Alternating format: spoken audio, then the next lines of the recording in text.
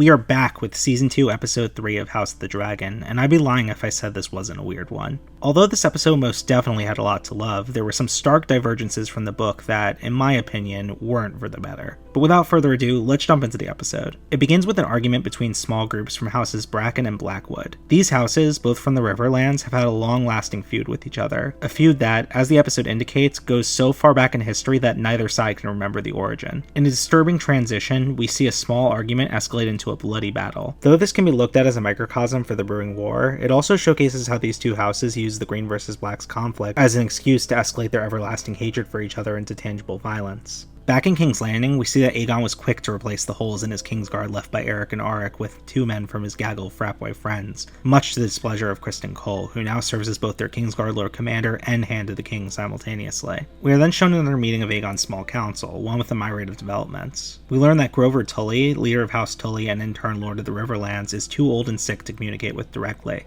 This makes the rallying of the whole Riverlands under a single banner a much more difficult task than anticipated. Regardless, however, the Green faction isn't doing too bad militarily, as both the Hightower and Lannister armies are marching toward the Riverlands in their name. Still, the slowness of their arrival is just too frustrating for Criston, who sees speed as the Green faction's greatest asset. In turn, he proposes a host of his own set out from King's Landing, building up their forces as they make their way through the Crown Lands. With these newly obtained forces, he proposes they can then invade the Riverlands and head toward Harrenhal. Alicent finds herself very much against this plan. After all, with Criston being both Lord Commander of the Kingsguard and the Hand of the King, Aegon will be left with neither if he were to set out on campaign. We'll return to the escapades of the Green faction, but for now, let's move over to the Black faction on Dragonstone. Having potentially saved Rhaenyra's life at the end of the last episode by catching on to the Eric-Auric deception plan, Mysaria seems to now be planting her feet here on Dragonstone as opposed to fleeing to the eastern continent of Essos as planned. She formally requests a position on Rhaenyra's small council as Master of Whispers. However, their conversation is interrupted by the roaring of sea smoke, the dragon belonging to Rhaenyra's former husband Laenor.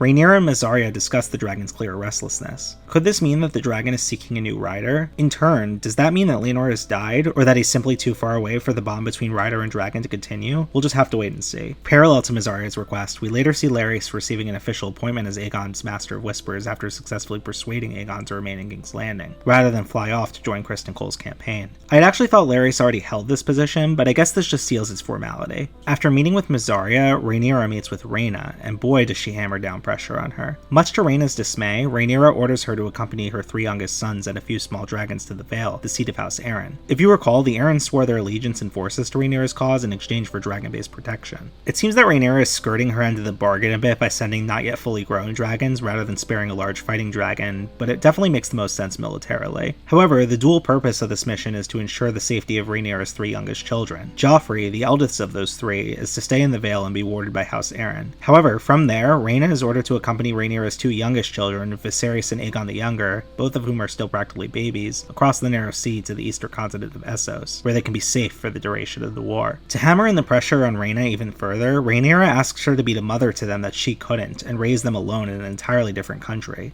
Rhaenyra is essentially thrusting motherhood on a person who is practically still a child herself. However, as somewhat of a consolation, Rhaena is given a bundle of unhatched dragon eggs to take with her on this journey. 3 of the eggs are assumedly meant for Rhaenyra's children to bond with, but the 4th is probably for Rhaena herself, who hasn't yet bonded with a dragon. Rhaena's sister Baela, on the other hand, continues to follow her orders from Rhaenyra, monitoring the Crown Lands on Dragonback for any military activity from the Green faction. On this patrol, she spots Criston and a few of his men, getting dangerously close to them in a failed pursuit. Before Criston set out on this campaign, we saw Alicent assign her brother, Sir Gawain Hightower, to accompany him. This was very surprising to me as, like Daeron, he is a character I thought for sure the showrunner cut from the story for the sake of character condensation. If the writers are really going to keep pulling book characters in late like this, they really need to start doing a better job at setting them up, or simply acknowledging their existence in the first place. For Alicent to have had a brother all this time that was just never mentioned is very odd from a storytelling perspective. Meanwhile, while Criston, Gawain, and company head toward Harrenhal with their forces, little did they know that Damon already took the castle, and I'd put the word took in finger quotes. He simply walked in and was greeted with full fealty by the remaining members of House Strong residing there. After all, although their Lord Larys is a member of Aegon's court, they have no loyalty to him. If you recall, back in Season 1, Larys had his own brother Harwin Strong and father Lionel Strong killed at Harrenhal. Though he made it look like an accident, the remaining Strongs appear to have seen right through it. Damon, itching for a fight however, almost seems pissed by how easy it was to gain Harrenhal for the Black faction. faction. We even see him force the residents to call him Your Grace, further showcasing that his motives are purely selfish, not out of loyalty to Rhaenyra. However, the ease of his taking of the castle doesn't mean he will rest easily, as he finds himself plagued with strange dreamlike visions. During these visions, we get the return of Millie Alcock as young Rhaenyra, a cameo that I did not expect to see this season. We see her sewing on the head of Aegon's dead son, likely symbolizing how Rhaenyra always has to clean up Damon's messes. Damon finally comes to in front of a weirwood tree, which, if you recall from Game of Thrones, is a major conduit for magical visions. He's then approached by a strange woman named Alice Rivers, who claims he will die here at Harrenhal. Other than her presence during Damon's arrival at the castle, that's all we see of Alice Rivers for now, but we should be getting a lot more of her very soon. Back in King's Landing at a crowded bar, we are introduced to a man named Ulf. We saw him very briefly in the previous episode encountering all of the executed rat catchers, but this time we got more of a proper introduction. He seems to be incredibly popular, loved by all at the bar. However, what's most intriguing is what he says to his friends more privately. He claims that he is the bastard son of Baelon Targaryen, which would make him half-brother to both Damon and Viserys. However, regardless of whatever possible claim this heritage would give him, he expresses his complete support for the Black faction, citing Rhaenyra as his rightful ruler. This conversation is awkwardly interrupted, however, by the arrival of Aegon at the bar, who, after being persuaded not to join Criston Cole's host, is out partying with his friends. From the bar, Aegon and his friends make their way to the brothel Aemon frequents, actually catching him with the same prostitute we saw he sought comfort with in the previous episode. Luckily, Aegon is drunk enough to not understand the true nature of his brother's visits, but this still embarrassed and frustrated Aemon enough for him to flee the scene.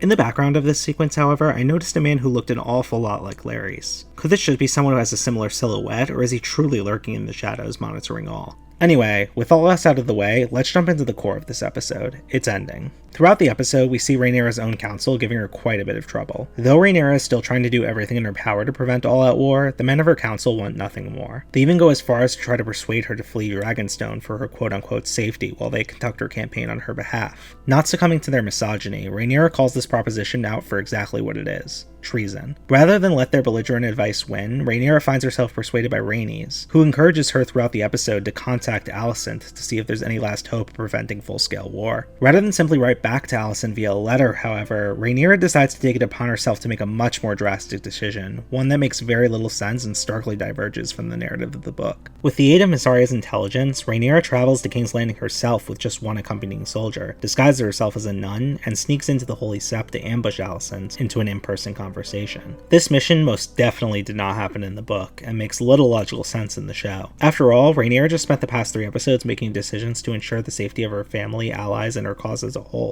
After putting all that work in, she then makes the absolute most risky decision for her cause possible. It contradicts so much of Rhaenyra's behavior this season thus far. Although the sequence was admittedly incredibly tense, engaging, and well acted, it doesn't really change the narrative in a substantive enough way to justify its inclusion. Though both Alicent and Rhaenyra now realize the true nature of Viserys' death and final wishes, Alicent affirms that it's too late to change the course of the conflict. After all, with Otto dismissed from court and Criston away on campaign, she no longer has sway over Aegon. The war is truly out of her hands. Though this scene does add an extra layer of tragedy to the impending bloodshed, with Alicent now knowing that her bolstering of Aegon's claim and ascension was truly baseless, she pretty much said it herself. The narrative will continue on as if she hadn't had this conversation. Still, despite the issues I have with this concluding sequence, I still very much enjoyed this episode and look forward to the payoff to all this buildup that we should be getting this Sunday. Anyway, that about does it for this breakdown. If there's anything you think I might have missed or any questions you might have, be sure to let me know in the comments below. If you enjoyed this video and would like to see future episode breakdowns, be sure to hit that subscribe button. Thank you so much for watching, and I'll see you all next week for Season 2, Episode 4.